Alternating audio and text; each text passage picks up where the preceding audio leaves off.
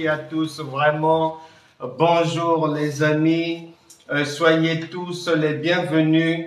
Que Dieu vous bénisse et je crois de tout mon cœur que Dieu va continuer à vous bénir. Je vous salue tous, vous qui êtes à La Réunion, à la Martinique, en France métropolitaine, en Afrique, à Mayotte, aux Comores, au Canada, aux États-Unis et autres en Europe. Bonjour à vous, amis de la Suisse, je vous salue aussi. Nous serons ensemble à l'automne prochain du côté de la Suisse. On en reparlera de ce rendez-vous. Soyez tous bénis, vraiment. Hier, nous avons enseigné pour la jeunesse, mais je le dis souvent, je le dis toujours, la parole de Dieu, elle est pour tout le monde, que l'on soit enfant, petit enfant, jeune, fils, fille, vieux, maître, adulte, vieillard. Nous avons le Seigneur qui nous a dit que toutes choses passeront, mais sa parole ne passera jamais. Donc, elle est pour tout le monde. C'est une école, la vie est une école, et dans le Seigneur, dans le corps de Christ, nous sommes dans une école sans fin jusqu'à ce que le Seigneur rappelle chacun de nous. Nous avons le devoir et l'obligation d'apprendre tous les jours. Alors que ça soit pour les plus jeunes ou pour les plus âgés comme aujourd'hui, tout le monde peut s'asseoir et écouter la parole de Dieu parce que la foi vient de ce que l'on entend. Bien-aimés dans le Seigneur, il y a une chose que nous devons savoir et qui fait défaut dans le peuple de Dieu, c'est que dans le Seigneur, c'est comme la vie d'un individu, l'individu doit grandir. Et dans le Seigneur, dans la marche spirituelle, on doit aussi grandir. Et cela fait 3 à 4 décennies que dans la plupart des cas, à travers le monde, les enseignements qui sont dispensés tournent aux mêmes choses. Le mariage, Dieu va te bénir, Dieu va faire ceci, on prie pour la guérison, ceci, cela. Mais si l'on ne veut pas se mentir, les vies des gens ne changent en général pas. Parce que les chrétiens ont encore du mal à convaincre les païens, à convaincre leur famille, à convaincre leurs proches que Dieu marche réellement avec eux. Pourquoi? Parce que le Seigneur lui-même a donné la réponse. Osée chapitre 4 verset 6, mon peuple périt, c'est-à-dire échoue, reste à demeure au chômage, a du mal à émerger, n'a pas de promotion, demeure dans la maladie, etc., etc., faute de connaissances. La plupart des prédications et des enseignements qui sont dispensés sont de niveau école maternelle spirituelle parce que la marche avec Dieu, c'est une école. Et dans cette école, il faut grandir obligatoirement.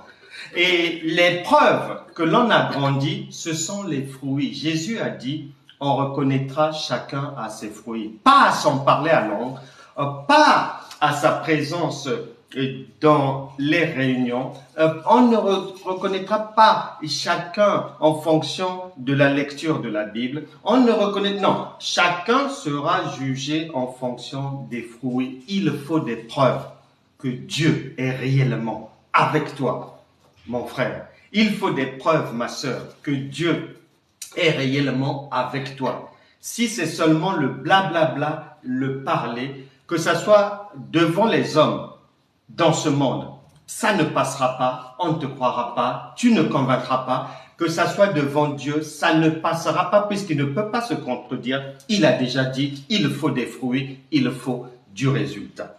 Raison pour laquelle, pour que l'aide à apporter aux autres soit vraiment mais conséquente et pleine de résultats, nos enseignements à l'école gratuite de la foi ont pour objectif le changement de vie, que ça soit au niveau de l'âme ou de la vie concrète, parce que le Seigneur Jésus, qui est Dieu, il est venu pour donner à chacun la vie et nous la donner en abondance. Évangile de Jean chapitre 10, verset 10.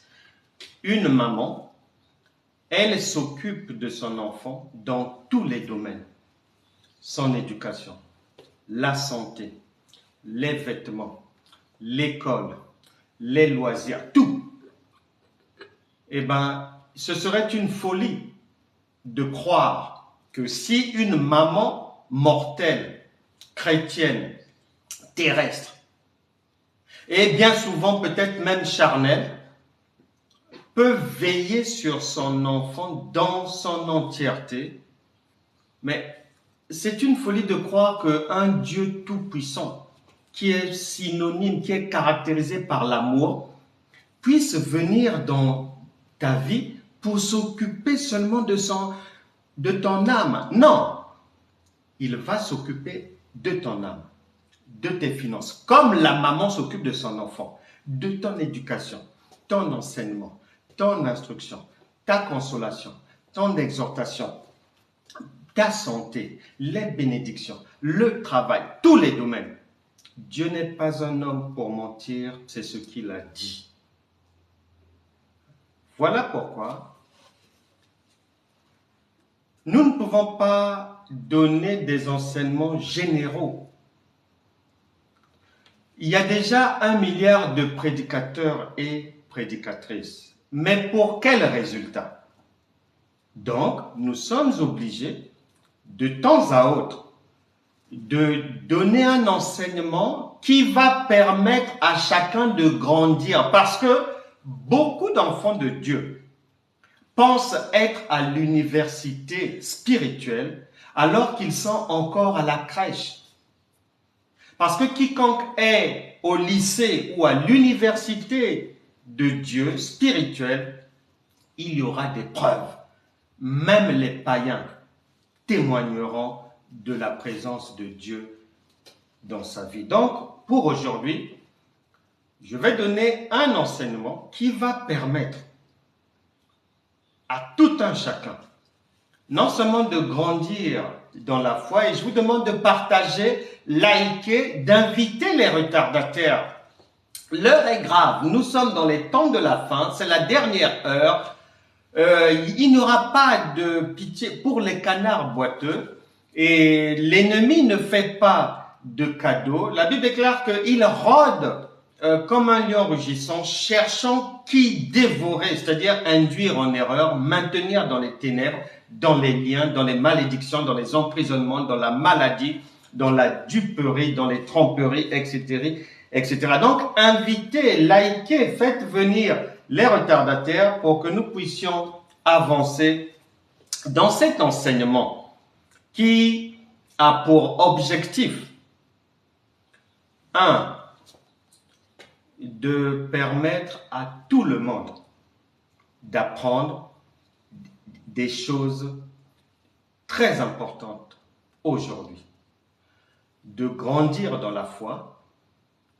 Et lorsque nous allons prier, je mets quiconque au défi que si tu as compris, parce que ce qui manque dans la galaxie chrétienne, c'est la compréhension de ce que Dieu lui dit exactement. Pas de ce que les hommes disent, mais de ce que Dieu lui, il dit. Parce que c'est dans cette compréhension-là qu'il y a la vie, qu'il y a la guérison, qu'il y a la solution immédiate à ton problème. Et aujourd'hui, donc, l'enseignement va viser ces objectifs-là. Et je suis sûr que le problème que chacun a maintenant, que les problèmes que certains ont maintenant, vont s'arrêter aujourd'hui même. Prête l'oreille.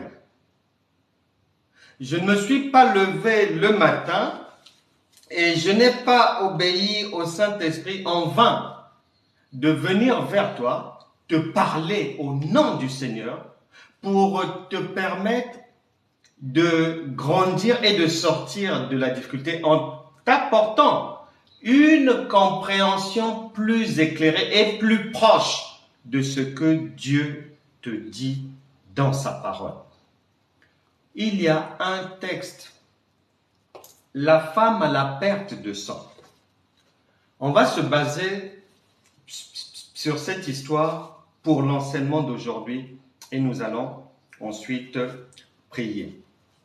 La femme à la perte de sang. Avant d'en arriver là, je complète dans mon introduction que tout le monde sait, la Bible déclare que la lettre tue, mais c'est l'esprit qui vivifie. Or, la plupart des enseignements, des prédications, des docteurs, pasteurs, évangélistes, prophètes et apôtres sont superficiels, donc sont tirés de la lettre et on s'arrête sur la lettre. Or, la lettre ne donne pas la vie. C'est l'esprit, c'est-à-dire ce que Dieu dit par son esprit qui donne la vie. Et c'est ce que nous devons aussi rechercher et surtout rechercher. Bien-aimés dans le Seigneur, l'enseignement que nous allons avoir aujourd'hui va te permettre d'abord de comprendre ceci. La Bible que tu vois là, ça c'est Canaan, c'est un vaste pays, très vaste. Le pays est immense. Tu dois retenir cela.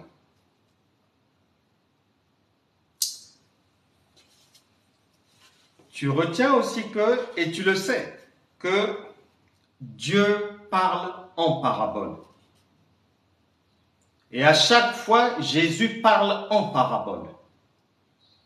Et lorsque ses disciples ont demandé, mais pourquoi est-ce que tu ne parles qu'en parabole?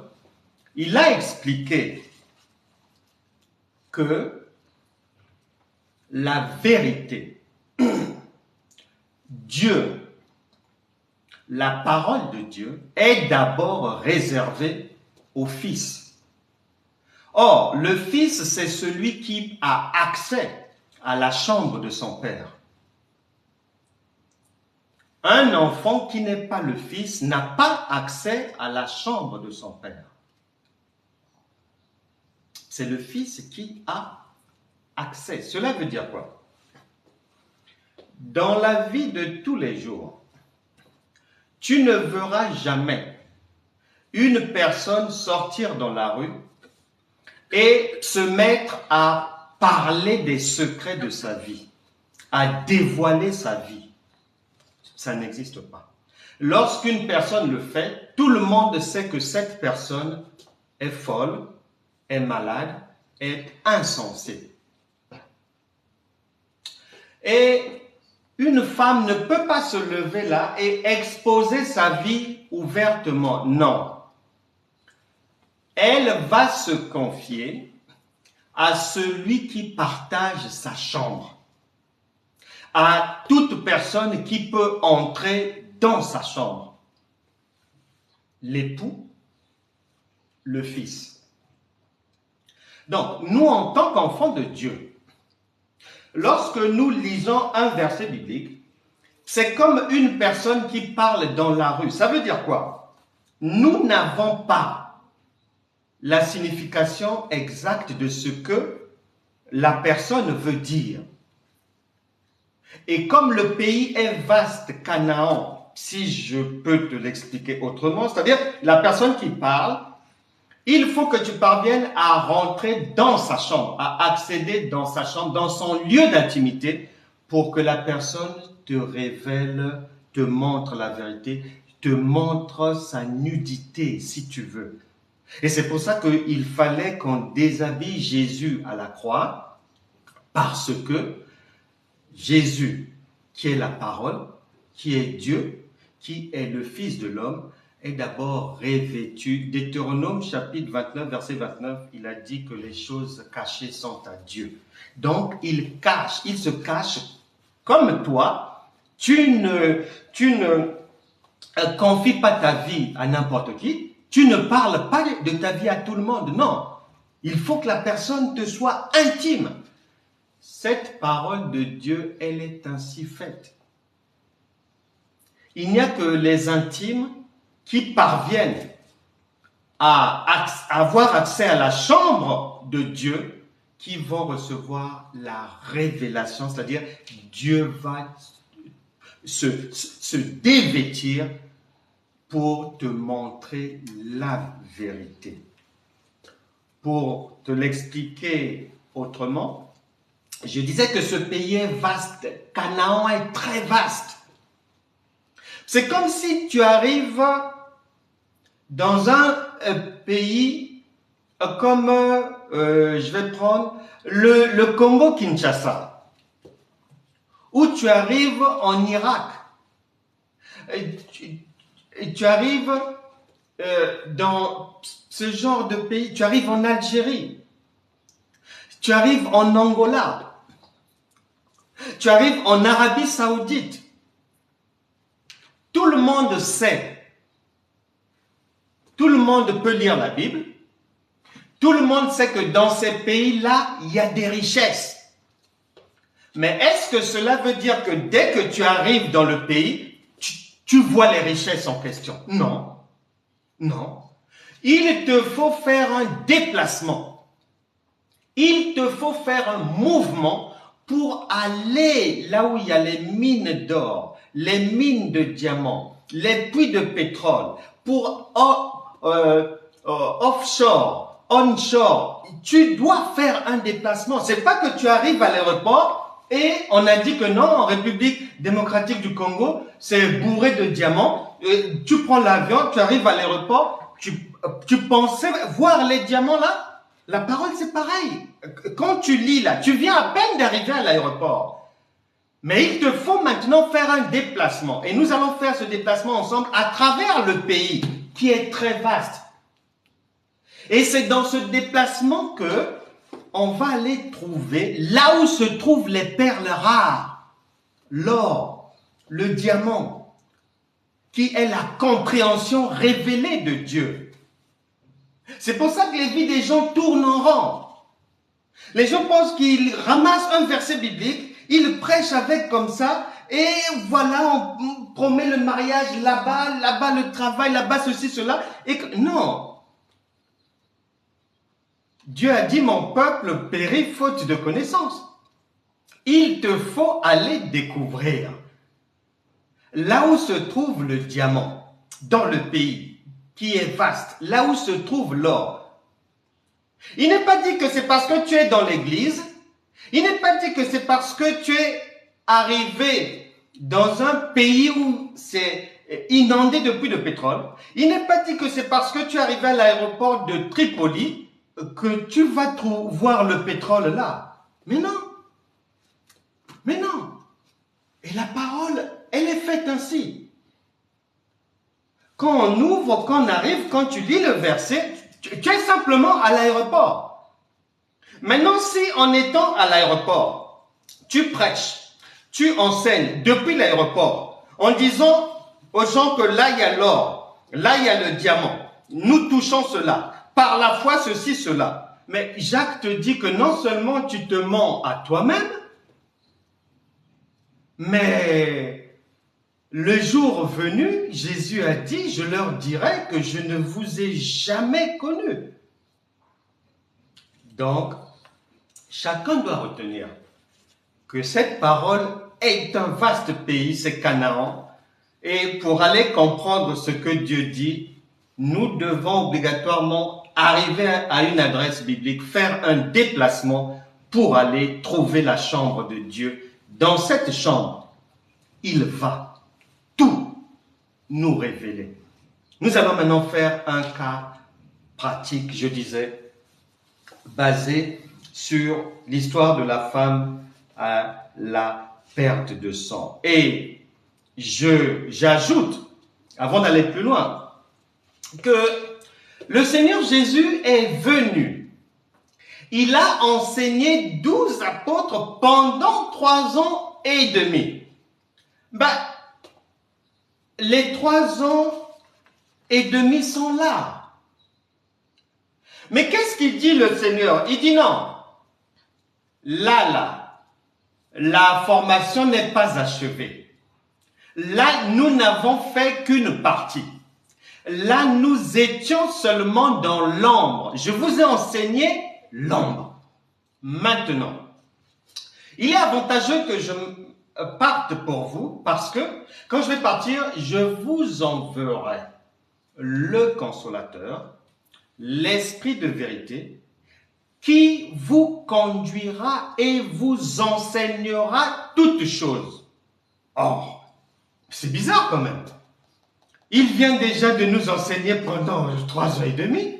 On pensait que c'était suffisant. Il dit non, ça c'est rien. Ça c'est du biberon. Ça c'est du lait. C'est le Saint-Esprit, lui, lorsqu'il va venir. Il va maintenant vous conduire dans l'exactitude par la révélation divine.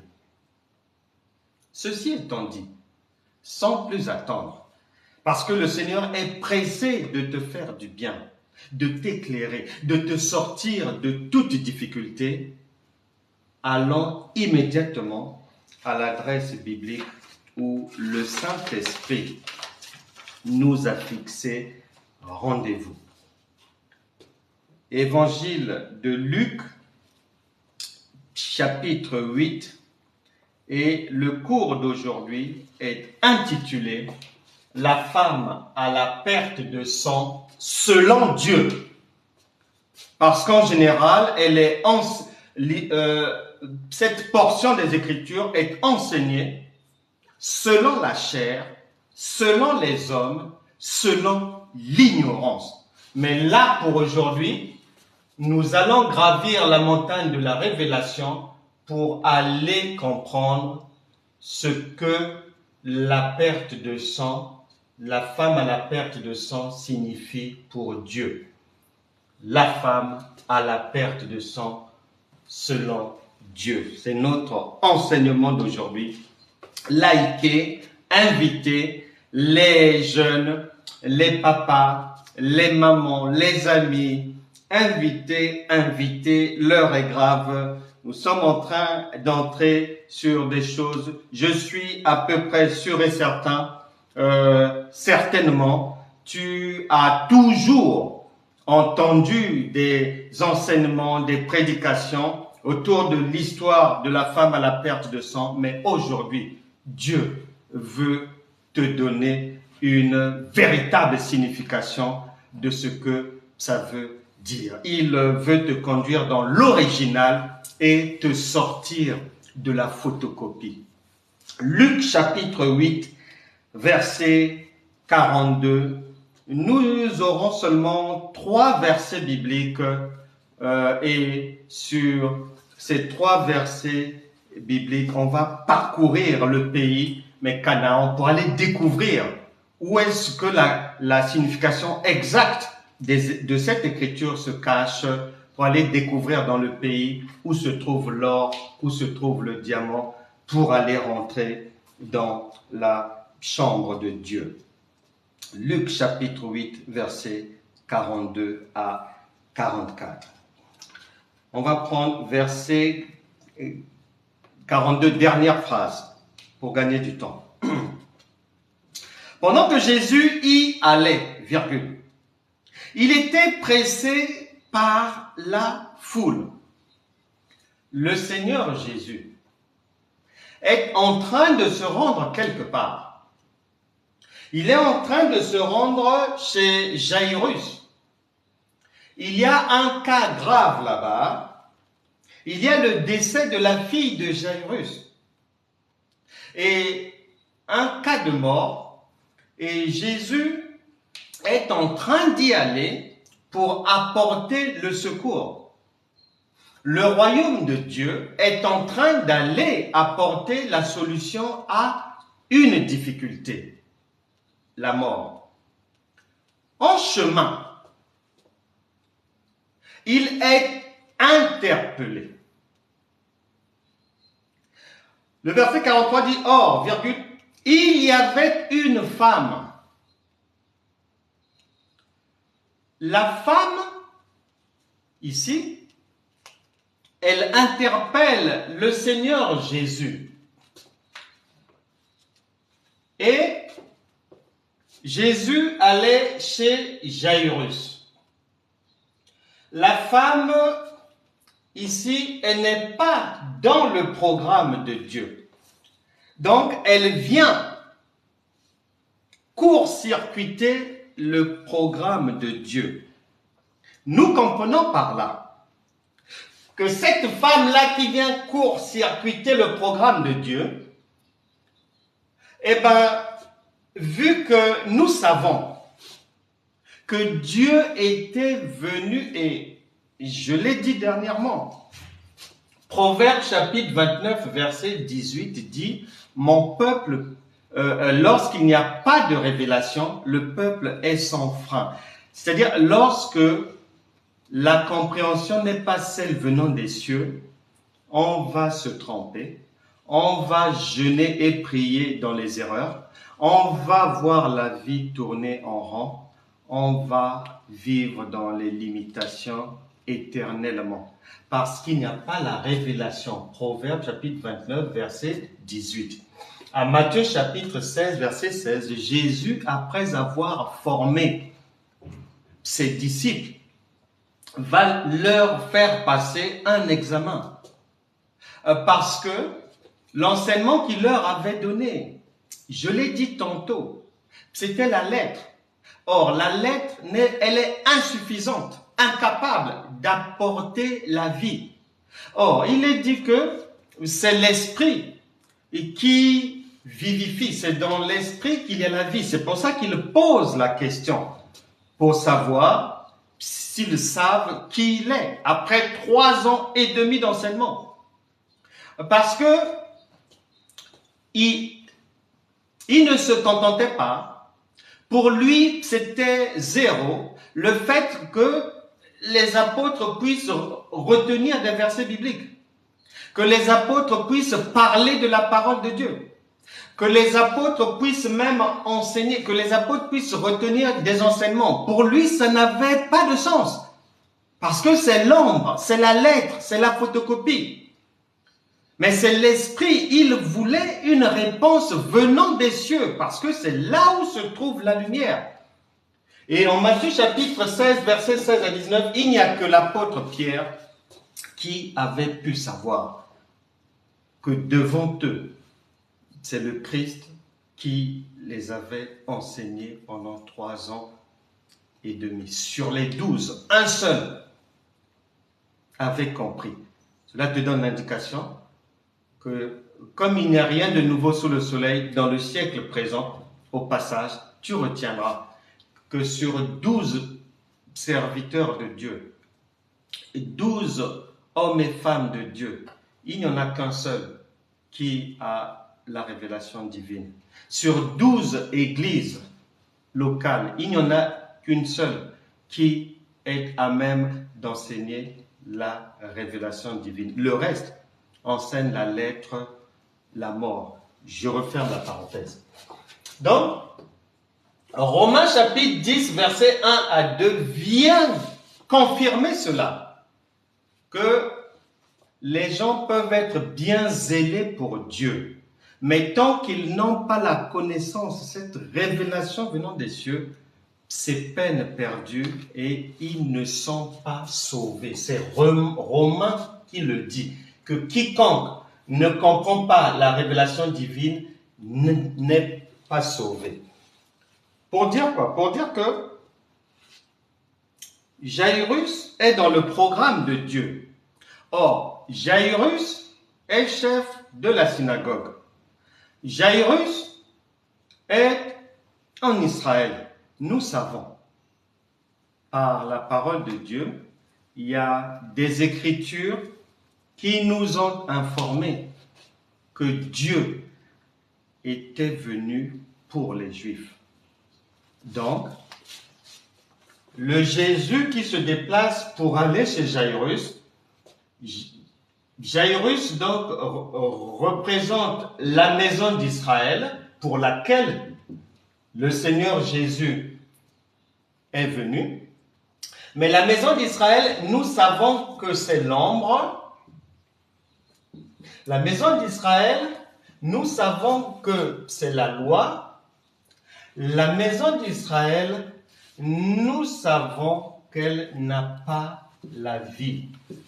Elle est dans la mort. Jairus donc représente la maison d'Israël.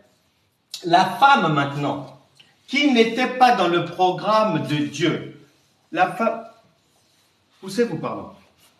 La femme maintenant, qui n'était pas dans le programme de Dieu, représente nous, les nations, les étrangers, ceux qui étaient étrangers à la vie de Dieu, ceux qui n'avaient pas droit de cité en Israël. Nous n'étions pas dans le programme de Dieu. Donc, la femme là, ce sont des étrangers, ce sont les nations,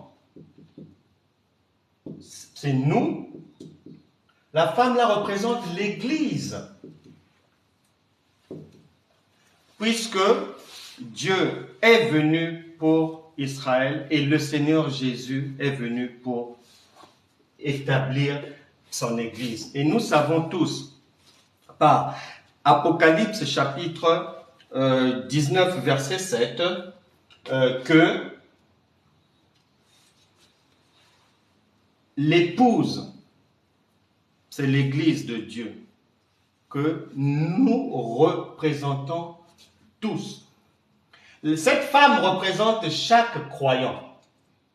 Apocalypse, chapitre 19, verset 7. Jairus, ici, Dieu est venu pour Israël. Tu pourras lire ça dans Actes des Apôtres, par exemple, chapitre 3, verset 22 à 26. Voilà. Donc, cette femme représente les étrangers, les gens qui n'avaient pas droit de cité en Israël. Elle n'était pas dans le programme de Dieu. Et cette femme représente l'Église. Vous lirez ça dans l'évangile de Jean chapitre 3, verset 29. Éphésiens chapitre 5, verset 22 à 24. On va lire ça. Éphésiens chapitre 5, verset 22 à 24, que je retrouve ça rapidement et on va avancer. Éphésiens 5, 22 à 24. Femme, virgule. La femme dont on parle ici, c'est la même femme là. Il est dit, femme, virgule, soyez soumises à vos maris.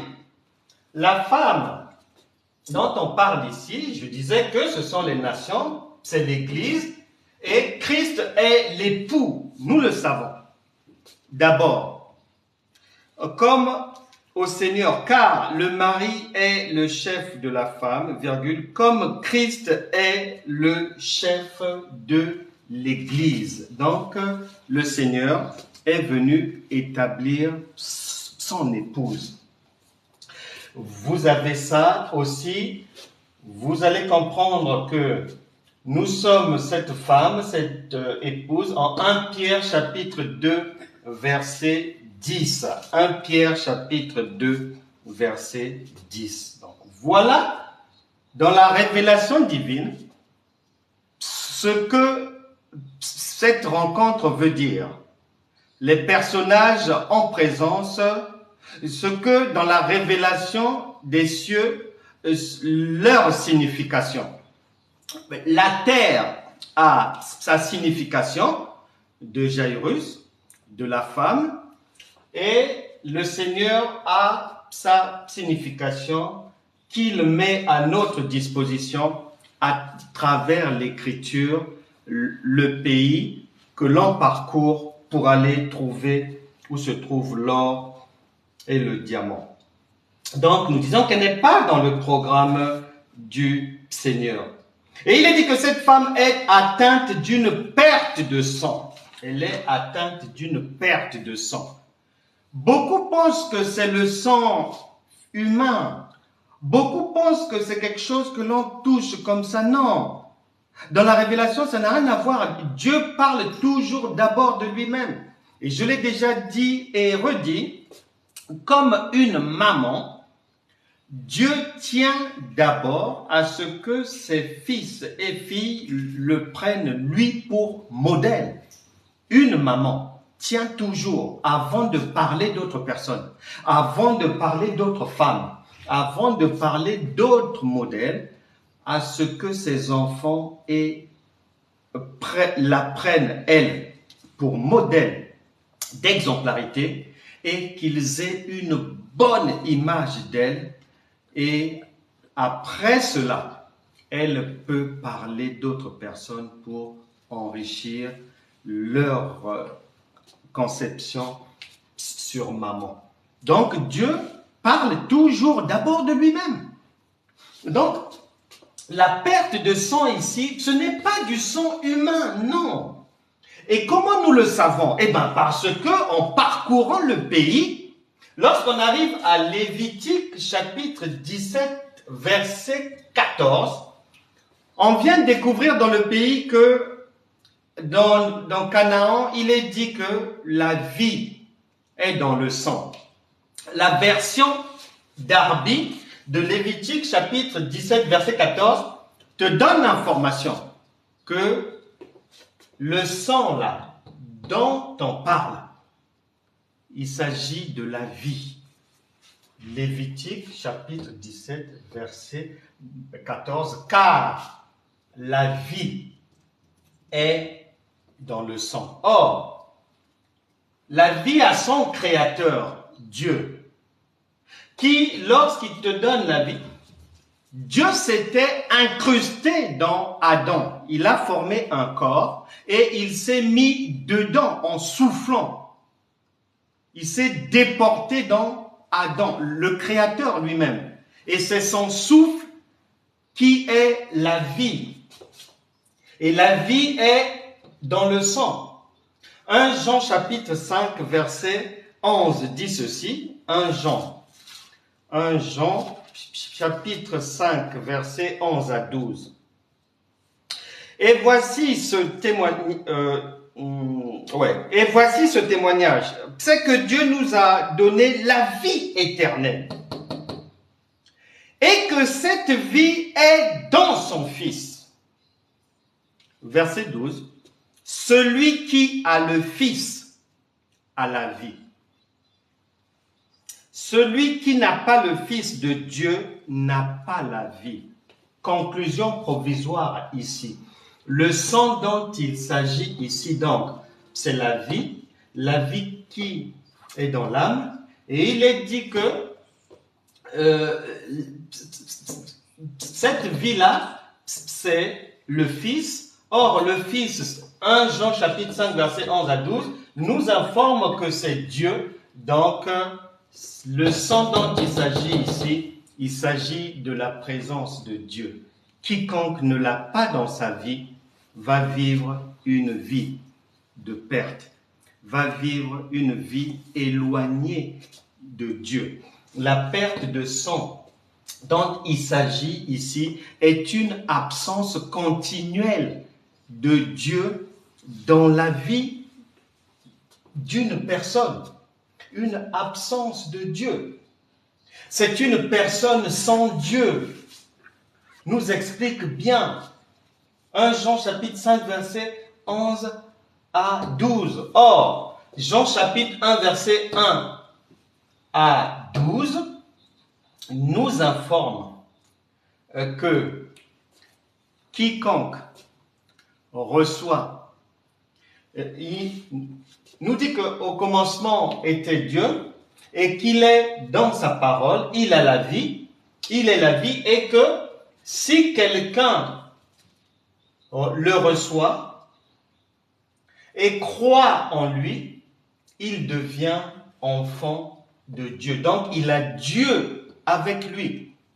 Et donc, cette perte de sang, c'est l'absence du divin dans ta vie. C'est l'absence de Dieu, puisque le sang, c'est la vie. La vie, c'est Dieu. C'est Dieu qui est la vie éternelle. C'est Dieu qui est la parole. Donc, toute personne qui n'a pas Dieu est en perte de sang, est en échec. Et la parole de Dieu va plus loin. Que toute personne, si tu n'as pas le sang, tu ne peux pas vivre. Et ce qui veut dire quoi? Ce qui veut dire que, en fait, toute personne qui n'a pas ce sang-là, qui est Dieu et qui est la vie, est une personne morte. Osée chapitre 4, verset 6. Matthieu chapitre 8, verset 21 à 22. Matthieu chapitre 8, verset 21 à 22. Le Seigneur Jésus est en train d'aller quelque part pour rendre ministère et il est interpellé. Matthieu chapitre 8, verset 21. Un autre, virgule. Donc les disciples lui disent, Seigneur, permets-moi d'aller d'abord ensevelir mon père. Son père était mort. Verset 22. Mais Jésus lui répondit 2 points. Suis-moi, virgule, et laisse les morts ensevelir leurs morts. Donc, celui qui ne connaît pas Dieu, la personne qui est en perte de sang, comme elle ne connaît pas Dieu, comme elle n'a pas Dieu, cette femme a eu l'opportunité à plusieurs occasions d'écouter la parole de Dieu, mais elle est passée à côté de ces opportunités. Et si tu ne connais pas encore Dieu, aujourd'hui c'est une opportunité pour toi. Elle est passée à côté de l'opportunité. La Bible dit qu'elle a dépensé tout son argent, c'est-à-dire les solutions à ses problèmes.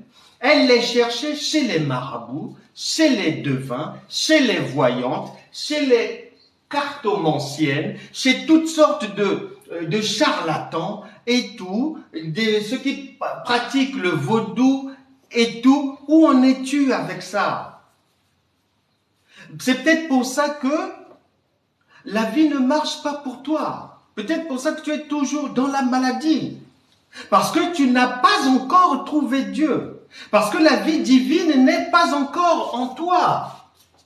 Et tant qu'il n'y a pas de sang en toi, tu ne peux pas vivre. Tu es une personne morte, relevant d'Osée chapitre 4, verset 6 et de Matthieu chapitre 8, verset 21. Mais aujourd'hui sera la fin de ton errance dans les déserts. Nous poursuivons. Et il est dit au verset 43, donc, dans la deuxième partie, non, au début, or, il y avait une femme atteinte d'une perte de sang depuis 12 ans. Nous allons revenir sur les 12 ans. On poursuit d'abord, et ça va te permettre de comprendre d'une manière plus claire la pensée de Dieu qui va te placer au plus près de l'exactitude du propos de Dieu. Nous poursuivons notre marche dans Canaan pour aller trouver là où se trouve le diamant. Il est dit que donc elle a dépensé tout son bien pour les médecins, sans qu'aucun ait pu la guérir. C'est normal. S'il n'y a pas Dieu, il n'y aura pas de solution. Et donc, peut-être que des fois, tu peux être dans une église. Peut-être qu'on a prié, jeûné et tout pour toi, et que tu l'as fait. S'il n'y a pas de solution, est-ce que tu es sûr et certaine que Dieu est là?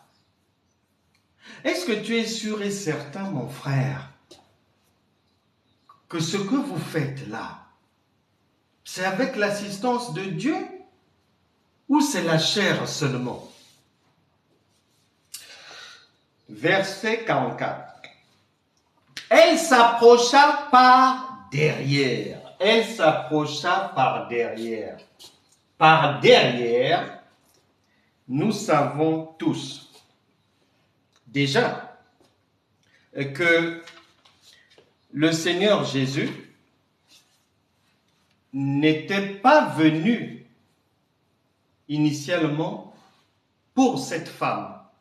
Et nous savons que cette femme, c'est nous, les étrangers, ceux qui n'avaient pas droit de citer en Israël, les non-juifs.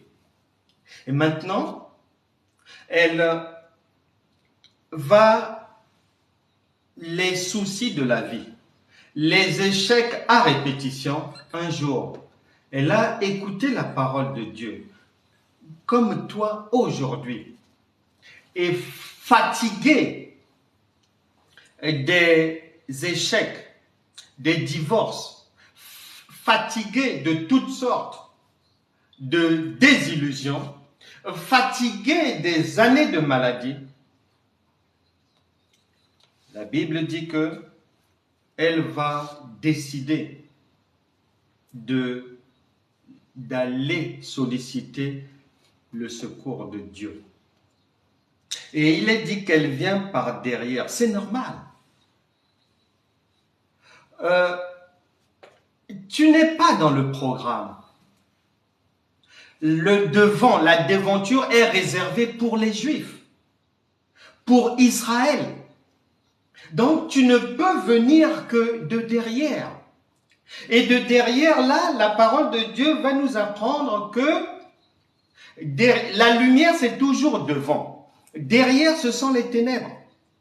Et nous tous, nous venons des ténèbres. Lorsqu'on ne connaît pas Dieu, on est dans les ténèbres. Lorsqu'on est dans l'ignorance, on est dans les ténèbres. C'est ce que nous, cette femme, je le répète, c'est nous. C'est ce que nous étions, c'est ce que nous sommes lorsqu'on n'a pas la vie de Dieu. On est dans l'obscurité. On ne peut pas venir de devant puisque les autres sont déjà là. Elle est venue par derrière. Et derrière aussi, des Écritures attestent que venir par derrière, c'est synonyme de saleté. Tu n'es pas digne de te présenter devant. Tu te caches parce que nous n'étions pas au programme. C'est ce que ça veut dire. Et la Bible déclare que elle s'approcha par derrière et toucha le bord du vêtement de Jésus. Elle a touché le bord du vêtement de Jésus. Or, si tu restes là, sur place, à l'aéroport, pensons que quand tu lis le bord du vêtement de Jésus, c'est le vêtement que tu as mis sur toi. Ou que Dieu te parle des vêtements que tu as dans la chambre. Mais non, tu es seulement à l'aéroport. Et tu n'es pas là où il y a les mines de diamants. Tu n'es pas là où il y a le cobalt, le zinc, l'uranium. Tu es loin de là-bas. Et il te faut parcourir le pays, il te faut parcourir Canaan. Et tu vas trouver des témoins de Dieu qui vont te montrer là où se trouvent les puits de pétrole, là où se trouvent les puits d'or.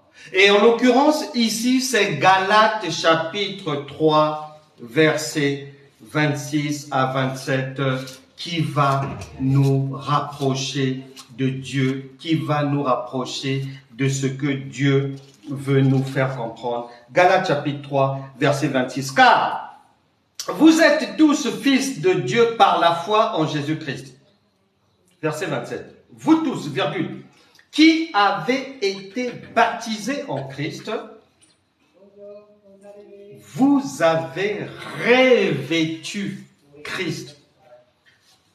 Donc, le vêtement dont il s'agit ici, c'est pas Zara, c'est pas Dolce Gabbana, c'est pas Marité François Girbeau, c'est pas Versace, c'est Christ lui-même. Vous avez revêtu Christ, c'est Christ. Donc cette femme, après avoir rencontré le Seigneur, au fur et à mesure de notre marche avec lui, il faut que Christ. La Bible déclare que, par l'apôtre Paul, qu'il souffre des douleurs de l'enfantement jusqu'à ce que Christ soit formé en vous. Jusqu'à ce que Galates te dit de revêtir le vêtement de Christ. Est-ce que c'est ton cas? Où en es-tu? Parce que le Seigneur a dit, ce que Dieu veut, c'est votre sanctification. Où en es-tu avec ça? Quel vêtement portes-tu pour demeurer depuis des années dans la maladie, dans les ténèbres, dans l'ignorance totale? Où en es-tu avec ça? Lorsque on allait crucifier le Seigneur, l'apôtre Pierre qui était dans les parages, rien que son apparence, quelqu'un a dit, rien que par son apparence, on dirait que celui-là était avec cet homme. Il a renié.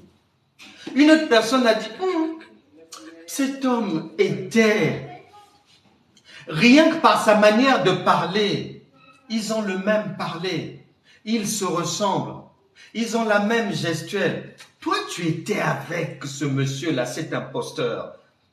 Pierre a dit non, il a renié le Seigneur 3 fois. Mais ça prouve à suffisance que lui avait revêtu Christ. C'est de ça qu'il s'agit ici.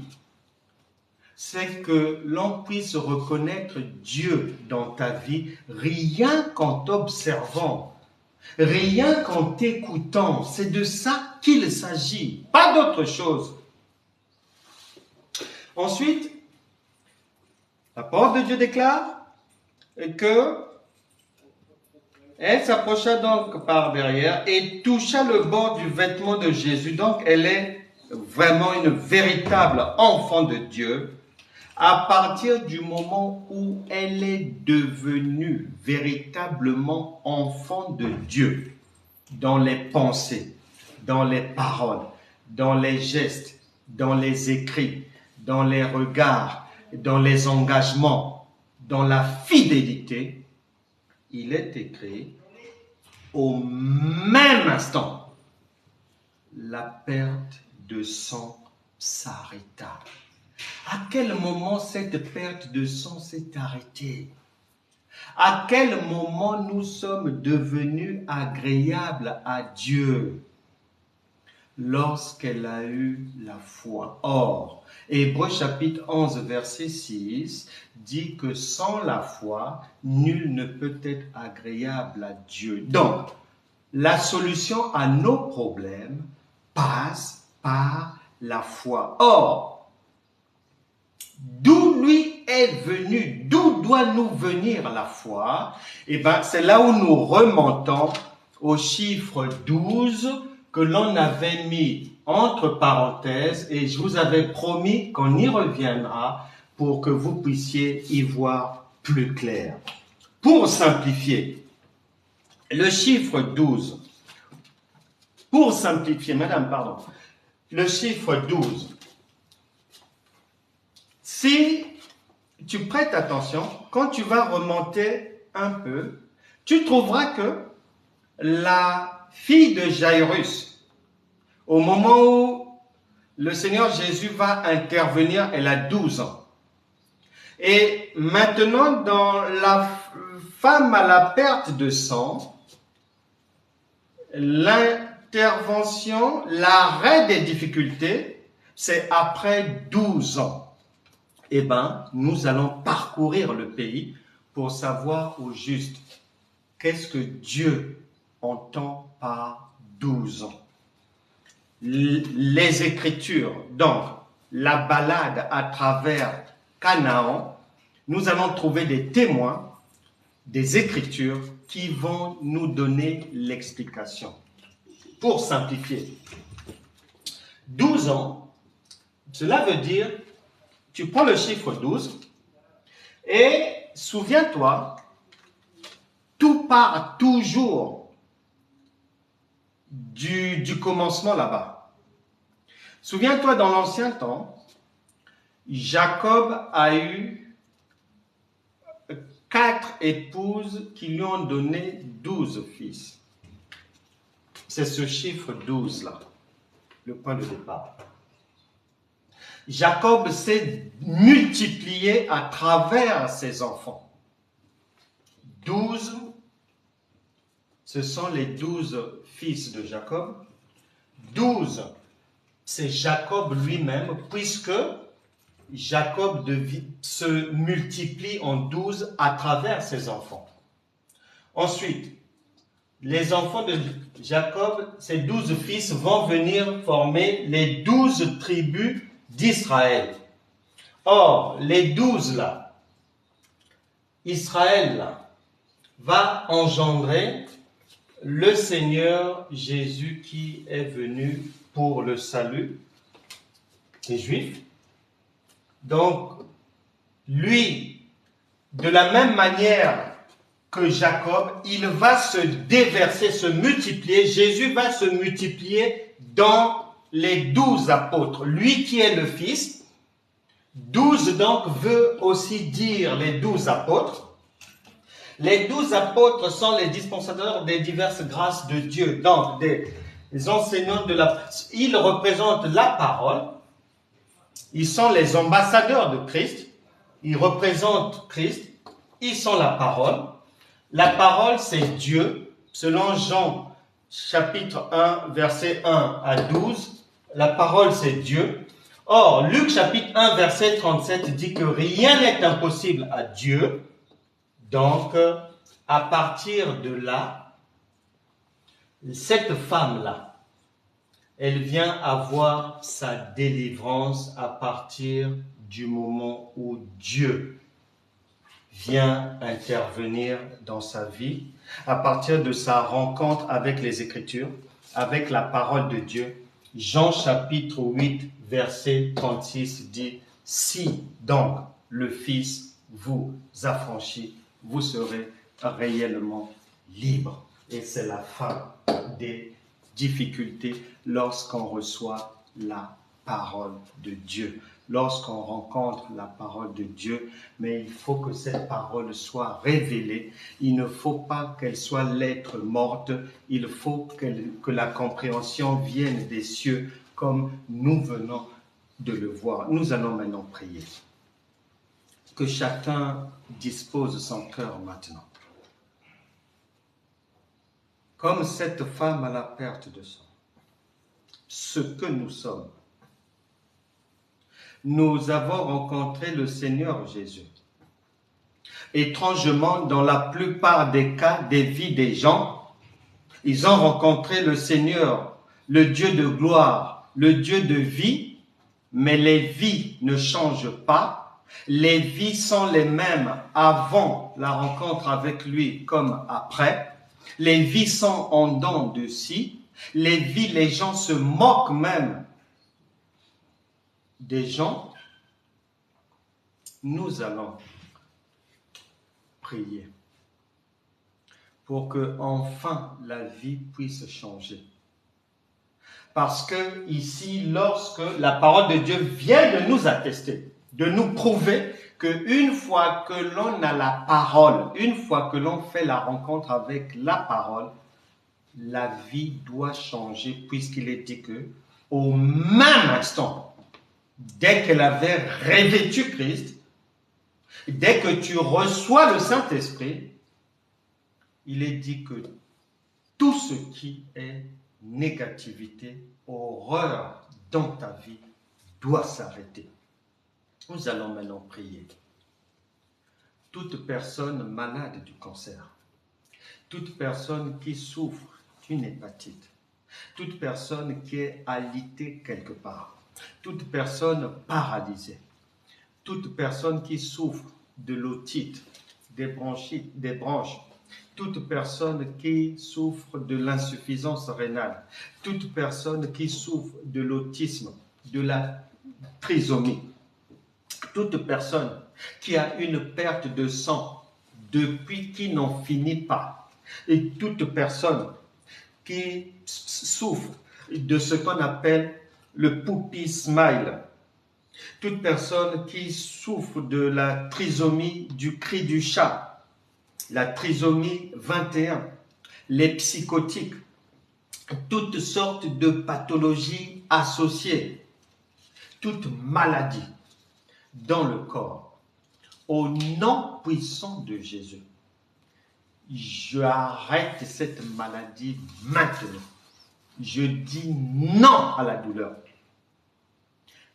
Cancer, tu t'arrêtes. Sida, tu t'arrêtes. Diabète, tu t'arrêtes. Sclérose en plaques, vous vous arrêtez maintenant. Je vous ordonne de vous arrêter. Toute présence anormale dans les ventres, vous vous arrêtez, vous sortez maintenant. Toute présence anormale dans les... Tu t'arrêtes. Toute présence anormale dans les jambes, les fourmillements, vous vous arrêtez maintenant au nom puissant de Jésus. Je dis non aux douleurs.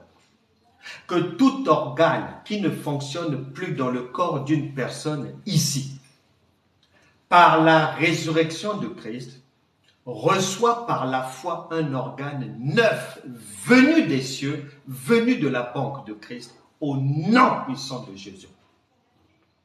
Je dis non aux insomnies, non aux maris de nuit, non aux femmes de nuit. Que la puissance de la résurrection de Christ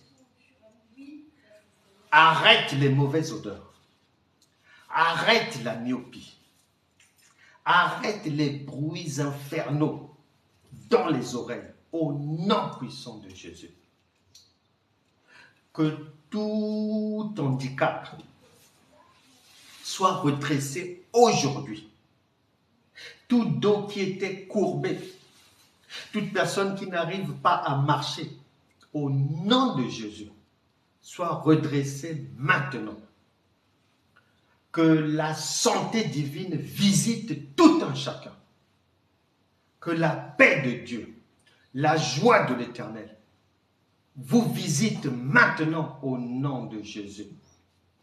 Vous ne serez plus malade. Tout ira bien dans le nom puissant de Jésus. Recevez votre guérison maintenant.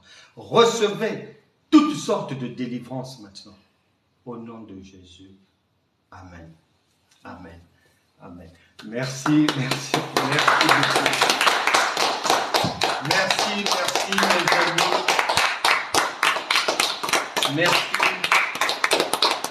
C'est ce que le Saint-Esprit avait prévu qu'on puisse voir ensemble aujourd'hui. On puisse gravir la montagne de la connaissance pour aller avoir l'explication révélée et exacte de la femme à la perte de sang selon Dieu. Il est plus ni moins que l'épouse de Dieu, l'Église, ce que nous représentons. Que Dieu vous bénisse tous. Nous nous retrouvons, nous avons rendez-vous avec l'église locale demain vendredi à 17h et ensuite le grand format, nous avons rendez-vous, je vous fixe rendez-vous samedi à 19h encore en live. Allez sur Franck Cana TV, abonnez-vous, suivez les cours, suivez les enseignements, abonnez-vous sur mon TikTok, sur mon Insta. Il y a plein de choses aussi sur Facebook. Que Dieu vous bénisse vraiment. Je salue principalement les amis de La Réunion et je vous dis qu'on se retrouvera bientôt. Je serai en conférence évangélique du côté de Saint-Joseph à La Réunion les 28, 29 et 30 juillet prochains. Je vous salue tous. Que Dieu vous bénisse et bonne journée. Bonne soirée. Au revoir.